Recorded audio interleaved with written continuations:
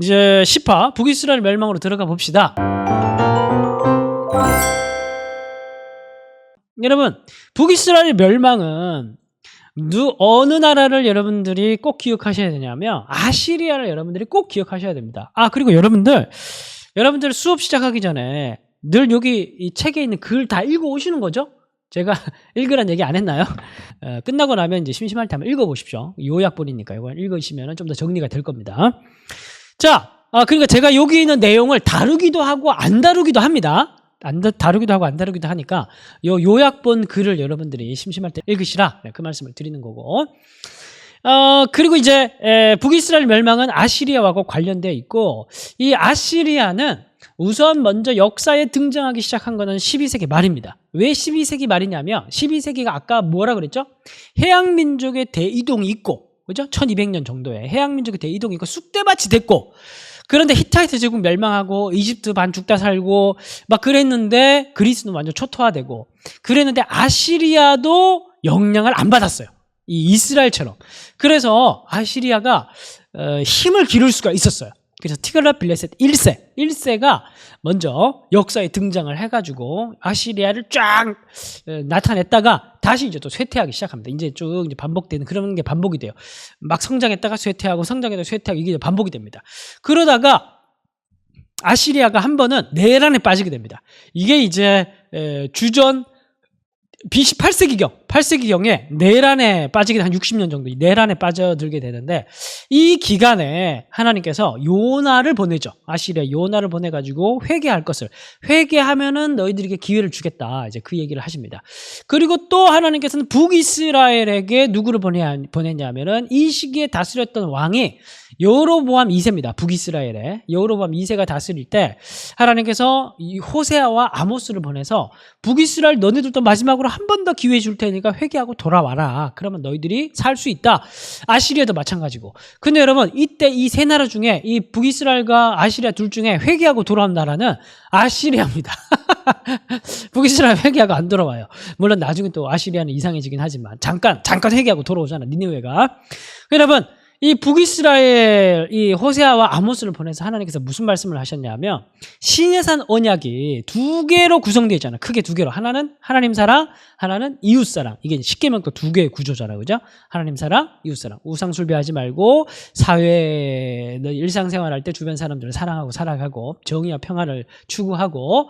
그래서 이스라엘은 이거 전부 다 깨져 있었어요.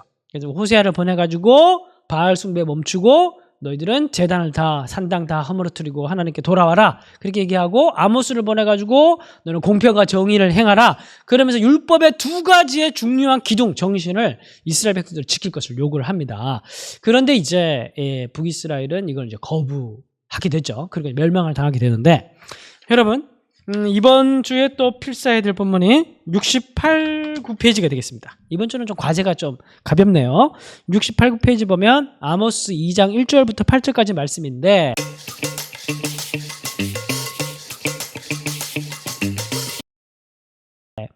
에, 1에서 3절까지는 모압의 죄, 4에서 5절은 남유다의 죄, 그래서 6, 7, 8절이 북이스라엘의 죄고, 그 다음부터는 전부 다 북이스라엘의 죄예요. 6절부터 그 다음 전부 다 북이스라엘의 죄인데, 6, 7, 8절이 아모스 전체의 거의 이스라엘이 범죄한 내용이 뭐냐, 거기에 대한 요약본과도 같습니다.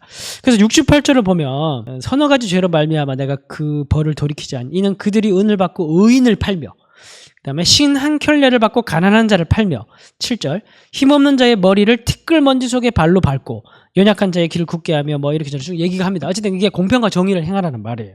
그러니까 하나님께서 너희들의 일상의 불의한 삶을 회개하고 돌아오라는 말이에요. 이걸 회개하고 돌아오지 않으면 너희들은 이제 기회가 없다, 이렇게 얘기를 하는 게 아모스서입니다. 그래서 여러분들 이번 주에 호세아서와 아모스, 별로 두껍지 않은 책입니다. 아주 가벼운 책입니다.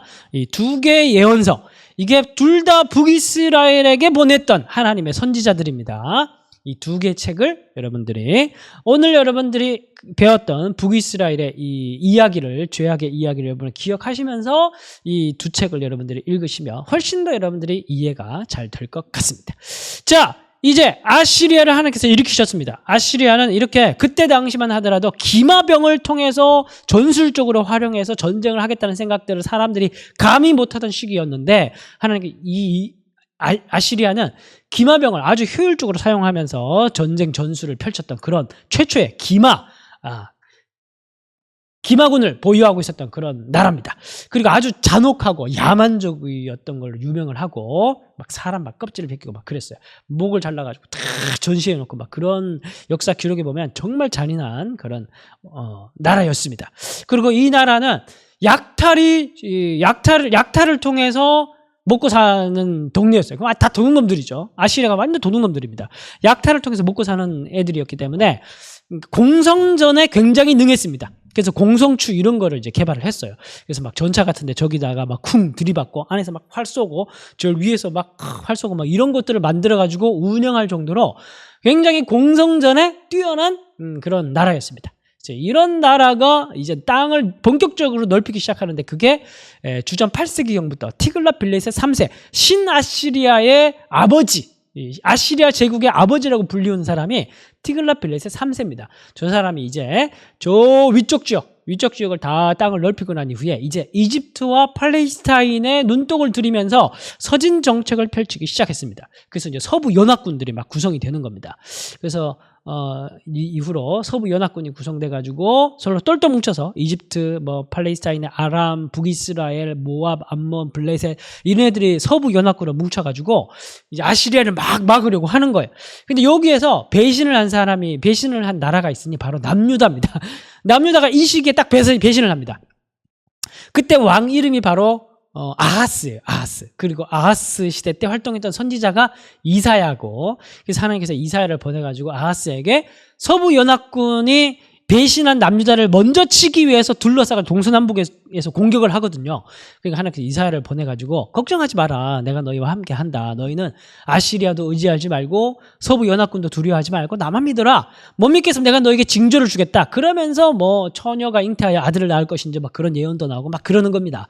그런데 이제 아시리아는 누구를 의지합니까? 아하스는 누구를 의지합니까? 하나님을 하는 것이 아니라 친아시리아로 완전히 돌아서게 됐죠.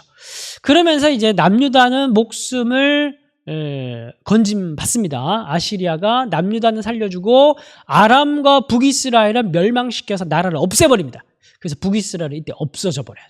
그러면서 아시리아가 주전 8세기경부터 저렇게 제국을 땅을 넓히기 시작해서 저렇게 쫙 광대한 최초의 대제국 이집트까지 포함한 메소포타미아만이 아니라 거의 고대근동 동방 전체를 이집트까지 포함한 나라를 다스릴 정도로 대제국이 탄생하게 됩니다.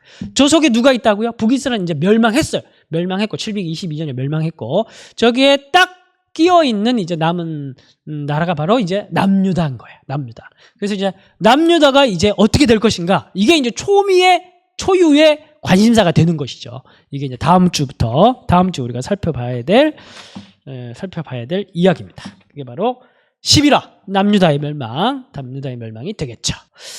자, 오늘은 여기까지입니다.